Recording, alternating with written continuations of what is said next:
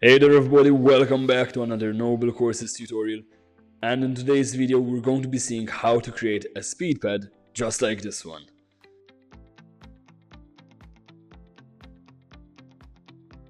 The very first step that we all have to do, let's click on view, let's go to the Explorer and also the properties window.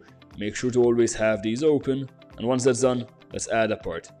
For the parts, you can add any part that you want. It can be a block, a sphere, a cylinder, anything that you want. It will work the same for all of these. For today I just chose a part.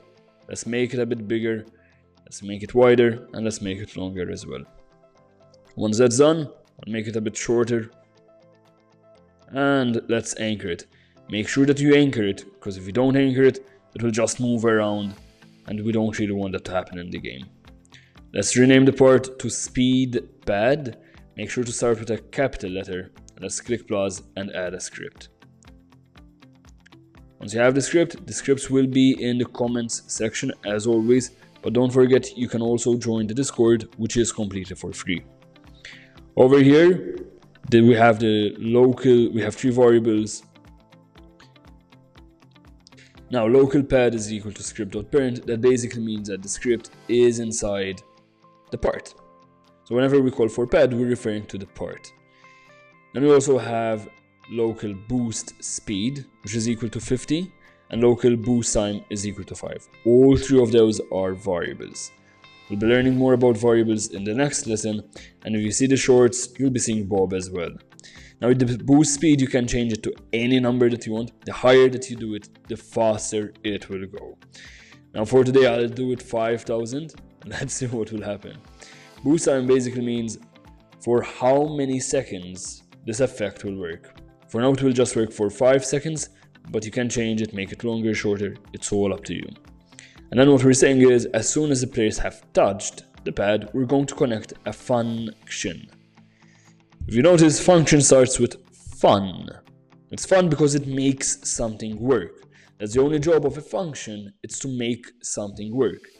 In our case, what's going to work, as soon as the players have touched the pad, then we're going to get this boost speed effect for 5 seconds. After 5 seconds, the player will go back to his original walking speed, which is 16. Let's go ahead. We can change the colors, and I'll do this orange and I'll change it to neon. But I will fast forward this part, because otherwise it will be a bit boring. I've just added some text, changed the font, and also added the sparkles effect.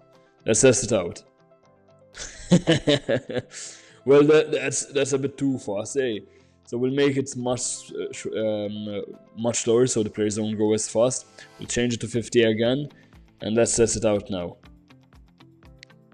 There we go. As soon as we touch it, let's move towards it. As soon as we touch it, there we go. The player is going to get super speed. It should end soon. 5 seconds. There we go.